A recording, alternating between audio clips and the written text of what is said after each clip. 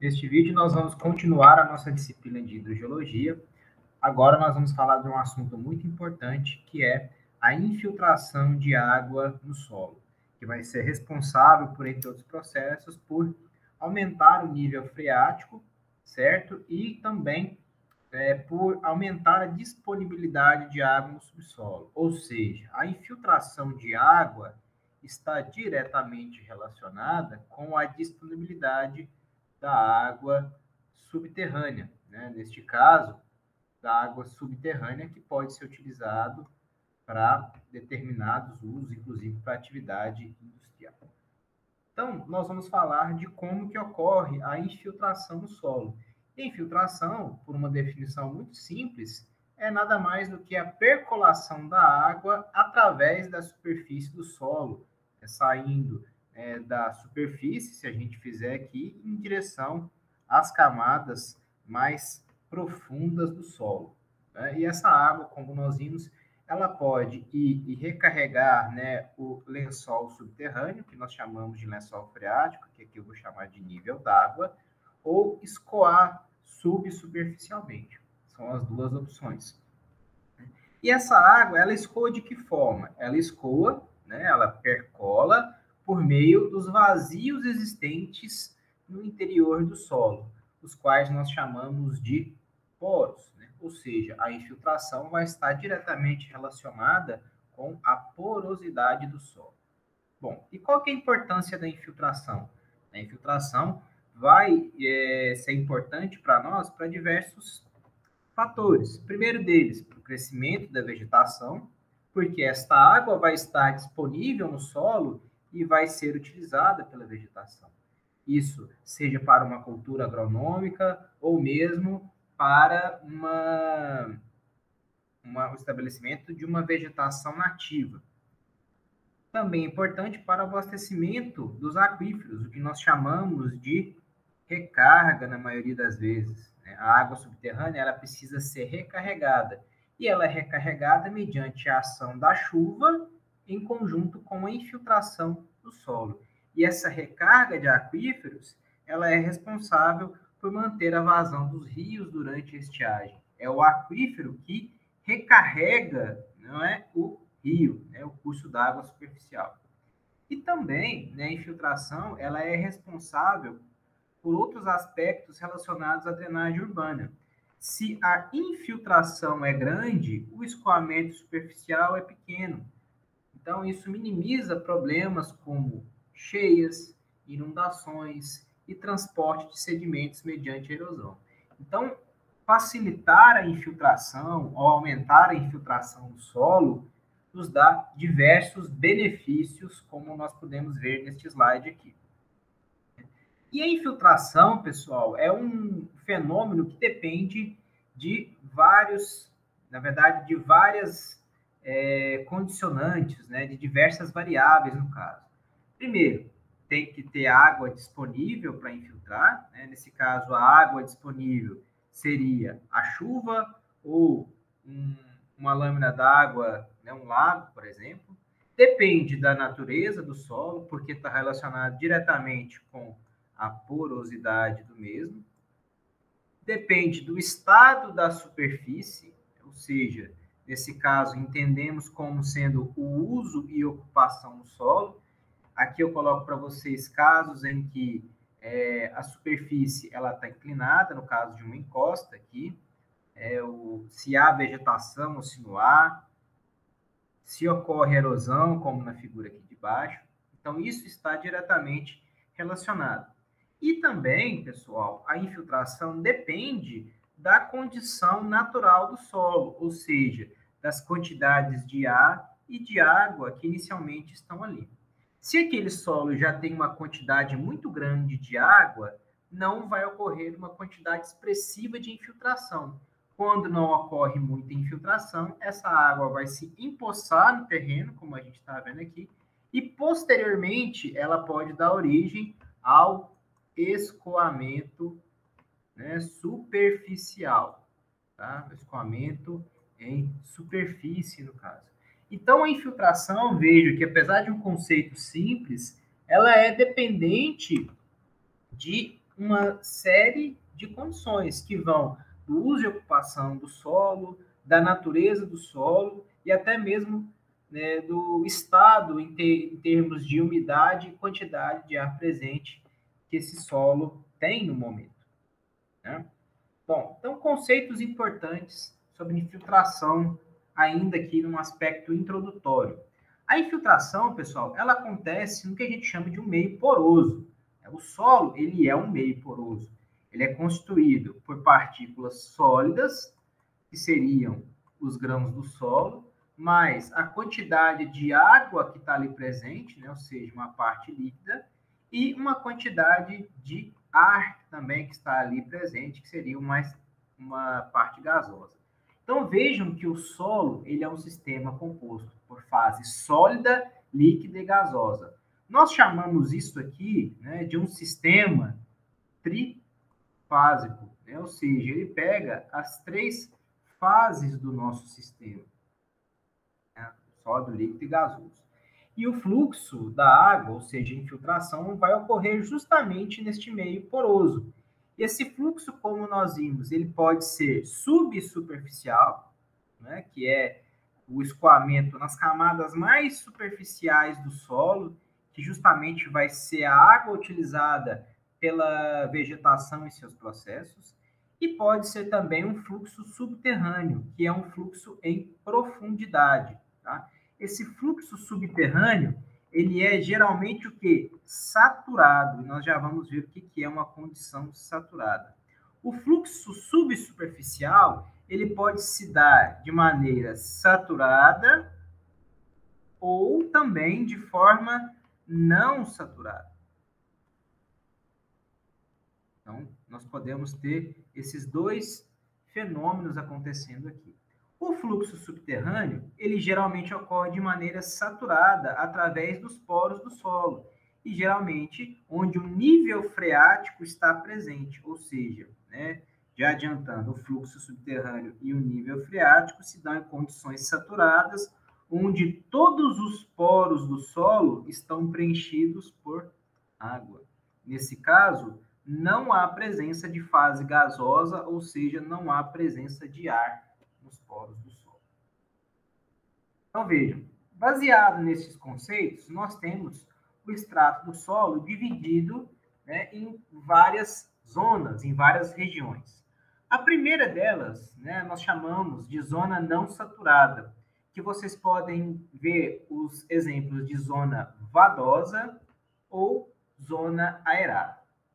O que é uma zona não saturada? Uma zona não saturada é onde os vazios do solo estão preenchidos por água, mais fase gasosa, que seria o ar. Por isso que a gente chama de zona aerada. Então, nesse caso, a umidade ela é muito variável, porque o solo vai ter a presença tanto de ar quanto de água. E aí o fluxo vai se dar de uma maneira que nós chamamos de não saturado. Nós temos também a zona de ascensão capilar, né, ou zona de franja capilar. Essa zona, geralmente, né, ela se localiza logo acima do nível freático, que já já eu vou mostrar para vocês, e ela é representada por poropressões negativas. Basicamente, né, para vocês entenderem o que é uma ascensão capilar, façam o seguinte exemplo. Imagine que vocês têm um torrão de solo completamente seco, né? Vou colocar aqui para vocês, e vocês vão colocar este torrão, né, em uma superfície, pode ser um papel um papel úmido. O que vai acontecer com o tempo? Com o tempo, né, esse papel úmido e esse solo seco, eles vão entrar em contato um com o outro e a água que está disponível, né, nesse papel úmido, ele vai ser captado, ele vai ascender nesse torrão, né? E o que acontece é que esse torrão ele vai se umedecer, né, pelo contato com este papel umedecido. Esse fenômeno de umedecimento acontece pela ascensão capilar, ou seja, a água, por um processo de sucção natural do solo, ocasionado por uma poropressão dita negativa, ele vai puxar essa água que está nesse papel umedecido. E é isso que acontece no nosso subsolo.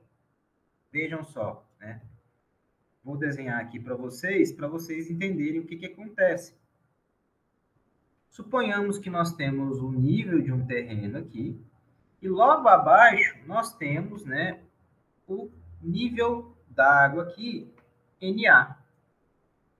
Ou seja, a partir daqui, do NA, todos os poros do solo estão preenchidos por água. E nós chamamos essa zona aqui de zona saturada, no caso. Porém, o que acontece aqui no caso? Essa zona aqui é a zona saturada. Vocês estão vendo que aqui, só um minutinho aqui, para eu corrigir esta falha. Essa zona saturada indica a presença do nível d'água. Porém, esse solo, né, ele vai ter o fenômeno da ascensão capilar devido ao contato com o nível d'água. Então, por alguns centímetros, a água ela vai subir no extrato do solo, né, e vai preencher os vazios aqui. Então, essa pequena camada aqui vai ficar saturada, mas não pela presença do nível d'água, e sim pelo processo de ascensão capilar. Então, nós vamos ter aqui, né, uma zona não saturada, tá? Aqui uma zona de franja capilar e aqui uma zona saturada, certo? Então, nós temos aqui, né, o extrato do solo dividido em 3 camadas, que seriam a zona não saturada, a zona de ascensão capilar, ou franja capilar, e a zona saturada, que é a porção que está logo abaixo do nível d'água, em que o solo está completamente saturado. Certo? Se vocês observarem, né, esse exemplo vai mostrar para vocês, olha só, nós temos o nível d'água aqui, ó. Nível d'água ocasionado, né, e simbolizado por essa linha. Logo abaixo dele, vejam só nesta figura, todos os vazios, todos os poros estão preenchidos por água. Quando isso acontece, nós dizemos que estamos numa condição saturada. E logo acima dele, vejam que os poros do solo têm a presença de água e de ar. Então, nós estamos numa zona não saturada. Como a presença de ar aqui, ó, essa camada que está logo acima vai fazer o quê? Succionar a água que está aqui, né, disponível no nível freático. Então, os poros aqui vão estar totalmente preenchidos, de maneira que isso aqui vai estar saturado, mas pelo processo de ascensão capilar. E aqui nós temos, né, a chamada franja capilar, né, ou zona de ascensão capilar. Certo? Aqui a zona capilar aqui funciona de forma semelhante ao torrão seco e o papel umedecido. O nível d'água funciona como papel umedecido e essa parte que vai sofrer a ascensão capilar será, né, o nosso torrão aí que vai estar puxando a água. E é interessante a gente ver também como que isso acontece, né? Nós estamos vendo aqui de uma forma estática, mas em questão de fluxos, a água também vai se movimentar, como nós dizemos, né? Nós falamos anteriormente. A água vai infiltrar no solo e a partir dessa infiltração ela vai ter 2 rotas de fluxo. Se ela escoar subsuperficialmente, vejam só, esse material aqui, ó, está na zona o quê? Não saturada. Então, o fluxo aqui nas camadas mais superficiais do solo, né, que é o nosso fluxo subsuperficial, ele tende a ser um fluxo não saturado. Por que tende a ser? Porque se a precipitação avançar, essa camada aqui pode se encontrar completamente encharcada e pode também ser um fluxo dito saturado. Bom, se a água infiltrar e recompor o lençol freático, né, esse fluxo também vai acompanhar a declividade original do terreno. E aí nós teremos um fluxo acontecendo de forma subterrânea, chamado aí também de fluxo subterrâneo, no caso. Então, nós vamos ter, durante uma precipitação, os dois fluxos acontecendo aí, certo? Bom, e como nós vimos, né, o processo de infiltração, ele é diretamente dependente das condições do solo, né, ou do tipo de solo e, consequentemente, de suas propriedades. E aqui eu vou mostrar para vocês algumas propriedades que são importantes da gente analisar quando nós trabalhamos com infiltração. Essas propriedades são a porosidade, a massa específica, o grau de saturação, o índice de vazios, o teor de umidade, que pode ser percentual ou volumétrico, e a tensão de umidade, chamada também por muitos livros de poropressão. Então, nós vamos passar por alguns deles. Porosidade. Porosidade nada mais é do que a relação entre volume de vazios, ou volume de poros do solo, sobre o volume total. Ou seja, quanto maior for a quantidade de poros do solo, maior será o seu volume de vazios. E com isso, a sua porosidade será maior. Então, retratando, quanto maior for o volume de vazios, maior será a porosidade do solo. A massa específica do solo está relacionado com a massa de sólidos, vejam, a massa das partículas sólidas, dos grãos dos sólidos, dividido pelo volume. Quanto mais denso for, né, quanto maior for a massa de sólidos, maior vai ser a densidade deste solo. Em contrapartida, quanto maior for, quanto menor for a massa das partículas do solo, menor também será a densidade. Nós temos também o índice de vazios, que é uma forma também de se medir a porosidade. Tá? O índice de vazios, ele é uma relação entre o volume dos vazios do solo e o volume das partículas sólidas do solo. E há uma diferenciação. Vejam, como a porosidade ela trabalha com vazios, volume de vazios em relação ao volume total, a porosidade ela é sempre compreendida em valores que vão de 0, né, até 100%.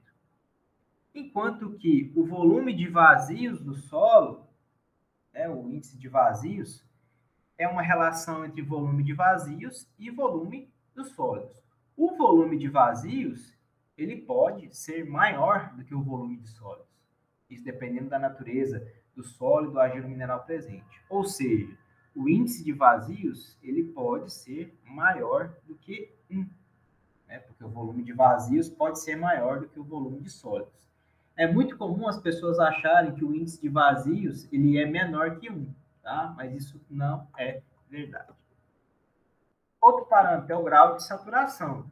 É a relação entre o volume de água, né, e o volume de vazios de uma amostra. O que quer dizer isso? Quer dizer que se todos os vazios de uma amostra estiverem preenchidos com água, esta saturação será igual a 100%. Se não houver nenhuma quantidade, nenhuma molécula de água nos vazios do solo, essa saturação será de 0%. Ou seja, se a gente coloca lá que a saturação do solo é igual a 70%, quer dizer que 70% dos poros do solo estão preenchidos com água e os outros 30% estão preenchidos com fase gasosa ou ar. Então, a saturação é muito importante. Quando o solo está com saturação igual a 100%, nós falamos que este solo está saturado. Índices de saturação menor que 100%, nós dissemos que o solo está não saturado. Então, neste caso, o solo é considerado não saturado. Certo? Vou apagar aqui, mas continuando aqui a nossa explicação, os nossos parâmetros, nós temos também a umidade volumétrica, chama-se de umidade volumétrica a relação entre o volume de água no solo e o volume total de vazios. E ele é representado pelo símbolo θ, o teor de umidade volumétrica. E temos também a umidade de saturação, ou seja, qual que é o teor de umidade do solo em que eu considero que 100% dos vazios estão preenchidos com água. Então, quando eu falo que o teor de umidade de saturação, por exemplo, é 30%, eu estou falando que quando o solo tem 30% de água, quer dizer que todos os seus vazios estão preenchidos por água, e nessa condição ele está o quê? Saturado. Ok? É isso que eu quero dizer. Temos também, né, a relação entre essas diversas variáveis, né, mas isso aqui não vem ao caso para o nosso estudo. Quem trabalha com mecânica dos solos vê essas relações mais a fim. E vamos trabalhar, então, a partir destas variáveis, uma série de conceitos que nós iremos utilizar ao longo da nossa disciplina. Dentre eles, nós vamos trabalhar com a evolução do perfil de umidade. O que quer dizer evolução do perfil de umidade? Enquanto há aporte de água, ou seja, quando tem água disponível para infiltrar, o perfil de umidade ele vai mudar e ele vai tender à saturação em profundidade, sendo a superfície, naturalmente, o primeiro nível a saturar.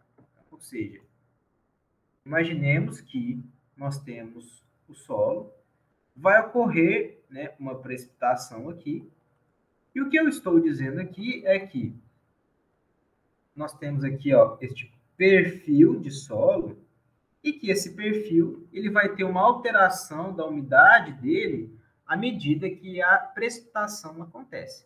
Se o solo estiver completamente seco, a água vai infiltrar na superfície e posteriormente ela vai migrar em profundidade. Isso quer dizer que a umidade vai ser maior na superfície e posteriormente ela vai ser distribuída em profundidade. É isso que eu estou dizendo nessa frase. Uma segunda afirmação aqui, pessoal. Quando o aporte de água à superfície cessa, né, a precipitação ela para, o que acontece? A umidade ela está disponível ali no solo e superfície, só que ela vai continuar o quê? Sendo transmitida em profundidade. Então, o perfil vai o quê? Ele vai se inverter. Então, à medida que a precipitação ela cessa, né, vamos supor aqui que a precipitação ela cessou, esta camada aqui ela estava o quê? Mais úmida. E essa camada vai estar o quê? Seca, no caso. Porém, como a precipitação cessou e aqui está saturado, a água vai continuar o quê? Percolando aqui no solo e vai ocorrer uma inversão do perfil de umidade, fazendo com que a camada mais profunda ela tenha o quê? Uma umidade maior do que a camada superficial, certo? É isso que vai acontecer aqui, né, neste perfil de umidade. Em resumo, né, o que está escrito aqui, depois vocês pausem o vídeo e façam a leitura deste slide, o que nós temos aqui, na verdade, é o que está retratado nesse gráfico. Bom, o que acontece, né? Vamos pegar primeiro esta curva aqui para vocês analisarem.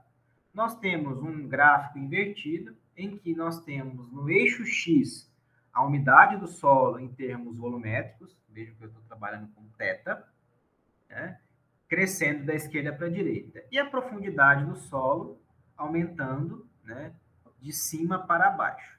Então, é como se vocês estivessem vendo o solo aqui. O que vocês estão observando? Enquanto houver chuva, que é essa linha contínua, vejam que as camadas superficiais do solo, elas têm uma umidade maior. E se a gente for aumentando em profundidade, né, a umidade ela vai diminuindo, certo? Então, é isso o que acontece aqui. Bom, se a gente for analisar agora o inverso, quando não há aporte de água, ou seja, a superfície, né, ela a chuva cessou, vejam o que acontece. A água começa a sair da superfície e vai para onde? Para a região, né, vai migrar em profundidade. Então vejam que a superfície ela vai secando e o perfil de umidade vai crescendo em profundidade, ou seja, a água continua infiltrando mesmo sem a umidade. Então nós temos duas condições aqui. Uma com a chuva acontecendo, é a umidade aqui, sendo maior na superfície, e quando a chuva cessa, a umidade é maior em profundidade.